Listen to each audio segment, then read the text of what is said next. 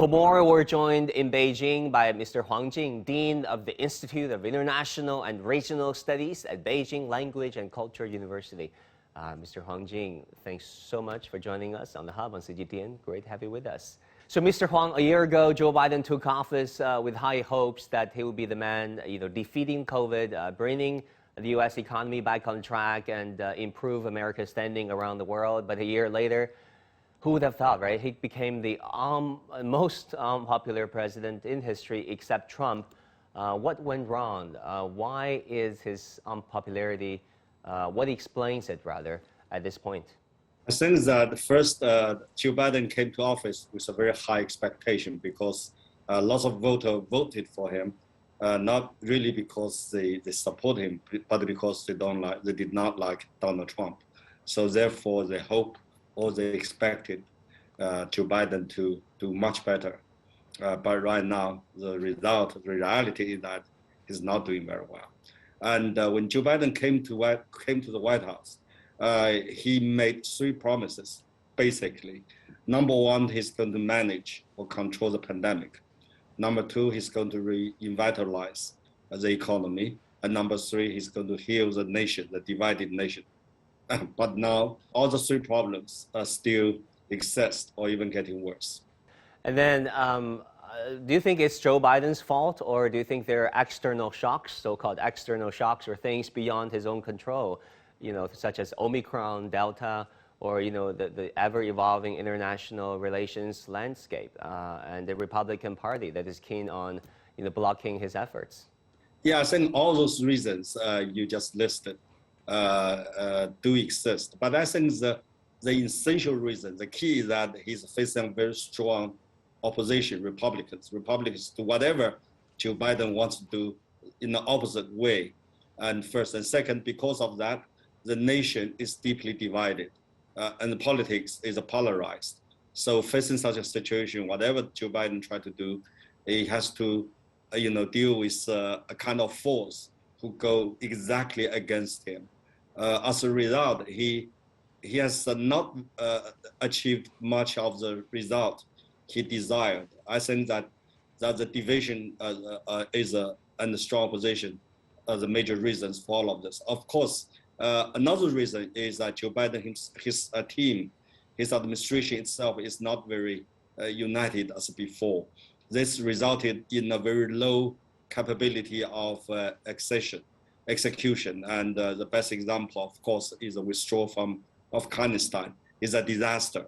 And other issues, such as his effort try to rally the allies and partners to so-called to make America comes back, does not work very well.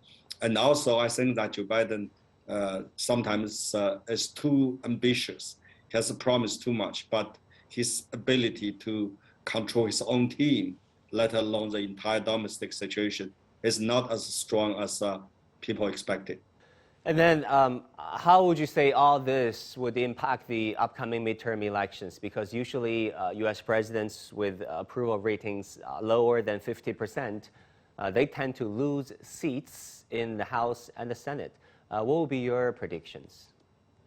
I think that Democrats under Joe Biden's leadership will be attacked in all the front, or three front, or four actually. Number one is, of course, pandemic. It's still very, very bad. The pandemic is still raging. Number two is a high inflation, the highest ever since late 1970s. And the economy is really overheated. Number three, of course, is a polarized politics. The society, the whole nation is divided.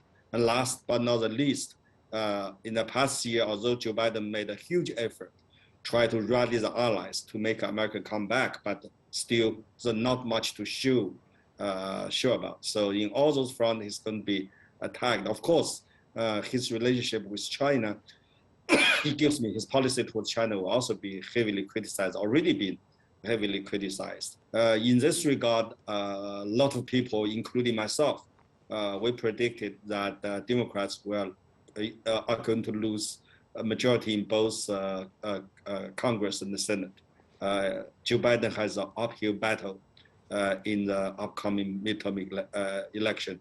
And I do not think that he's going to do very well. You know, that really leads to my next question, Mr. Huang.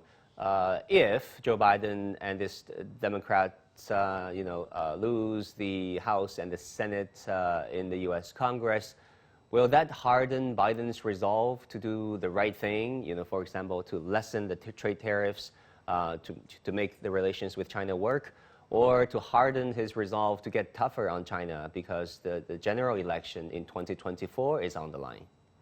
I think it will be the later. That is, if Joe Biden and his Democrats lose majority in Congress, Senate, the only solution for him to keep his government functioning is to appease to the hardliners, that is Republicans. Like you said, he's going to tougher his position vis-a-vis China. His China policy will be even more, aligned to the hardliners approach. Of course, that's not very good news to U.S.-China relationship. Here's the bottom line is that if Joe Biden cannot reach any compromise with Republicans, the only thing that can keep the entire system working to maintain the so-called consensus or grand consensus in U.S. politics is to be tough on China. And as a result, we're going to see a very extraordinary or very unusual phenomena. That is, Joe Biden's administration will become even more hardline against China, but meanwhile, he cannot work out any feasible policies or policy framework to materialize his hardline against China. As a result, it will be more and more difficult to manage the U.S.-China competition. So therefore, I think both leaders, I mean the Chinese leaders and leaders of the United States, have to be very careful not to let this so-called competition slip into what Joe Biden said, unintended conflict. I mean, what can China do? It looks like China has been willing to work with the U.S. When you think about the fact that it was Trump who started the trade war, and China did counter punches and followed Trump's measures in retaliating U.S. measures. Now, if Joe Biden would be keen on going tough on China, what can Beijing really do to manage the competition? I think like all the so-called competitors, the first thing China needs to do is to stand firm on China's ground. In other words, the best way to lose a competition, to make both competitors lose, is one side give up. So China cannot give up. China have to stand firm on its ground. In Xi Jinping's own words, China first and foremost has to do its own things well. That's first. The second, of course, China will try everything possible not to follow the U.S. footsteps. In other words, not to dance with a person that is not really rational at the moment. Last but not the least, China has to work with the other members of international community, in other words, with other countries, try to minimize the kind of potential damage done by this U.S., in my view, very irrational and emotional driven policies towards China. In other words, China have to really carry out a multilateralist approach towards the world, towards other major countries. So to work together to minimize the damage. Of course, the Chinese cannot decide what Americans want to do or can do, but Chinese can really, number one, manage its own behavior, number two, to work with others, try to, in U.S. words, to try to put a guardrail on this competition. We know that Ambassador Qin Gang said when he met with Deputy Secretary Sherman after he arrived in the United States, he said, we have tried to, work on a stable, manageable, rational and constructive bilateral relationship. I think that's basically China's approach. That is, try to stand firm to guard China's core interests, and meanwhile, do not dance with Biden administration, which really has a hard time in the internal politics. Finally, before I let you go, Mr. Huang, I want to ask you about, a soft power question. I get asked this question a lot that I want to ask you. And then under these tough and difficult circumstances, what can the Chinese media and its soft power apparatus in general do to really project China's image and to really explain China better to a Western world that is getting increasingly hostile towards China? If you look at polls, the perception of China in Western Europe, in North America, are getting increasingly negative. I think that that's a good question, very, very timely question. My own view is this: China has achieved a lot, no matter where you look at it, to lift poverty and to develop so fast in the past 40 years without a single gunfire was fired and so on. So China's rise has really been peaceful. But how to tell Chinese story has two approaches. I think one approach is, of course, to tell people how much we have achieved, how great we are, and how strong China is, which is also true. But there's another approach that is to share China's experience with others, with the world. That is, China has achieved so much because the Chinese people has been working very hard, has made a lot of sacrifices, has overcome a lot of challenges, has solved a lot of problems, has dealt with a lot of difficulties. So it's not an easy process. And I think Chinese people or Chinese government should first and foremost tell the outside, tell the world people that how much difficulties, how much we have suffered, how much we have endured to achieve this result. Just like this pandemic, we have to tell the world that the Chinese people really made a lot of sacrifice to share with the world our experience to overcome these difficulties before we tell them our achievement. Do not give people a kind of example where bragging about how good we are. No, we are good because we have worked very hard, extra hard.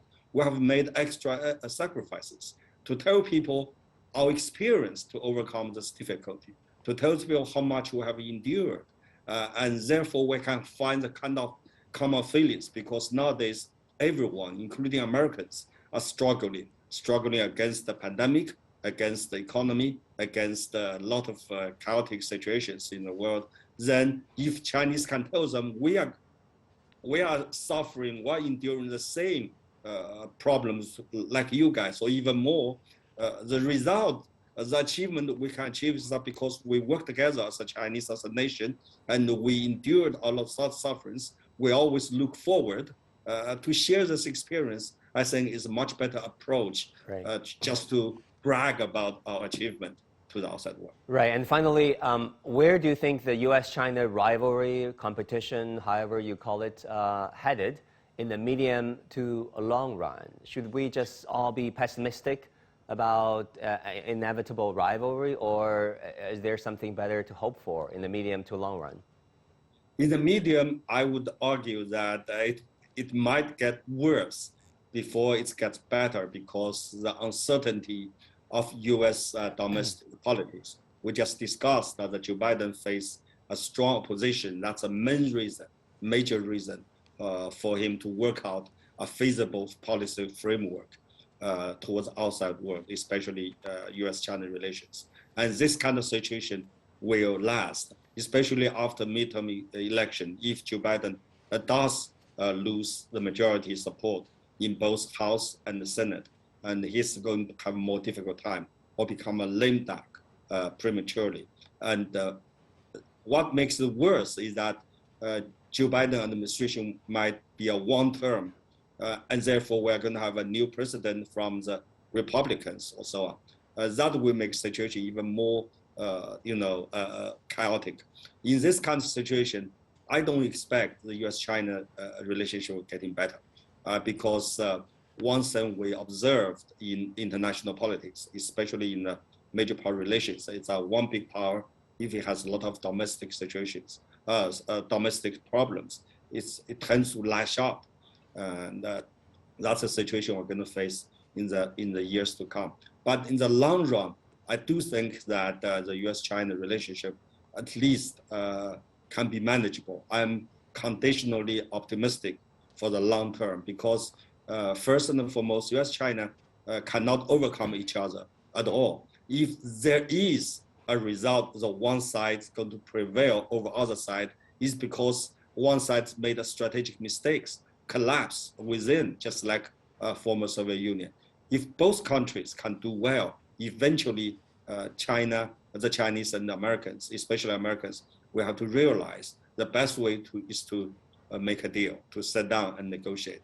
But that will take some time. Right now, I think this so-called U.S.-China competition is a facade.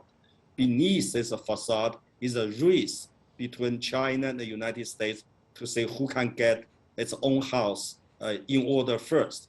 Whoever can do the domestic situation well will gain initiatives or even upper hand in this competition.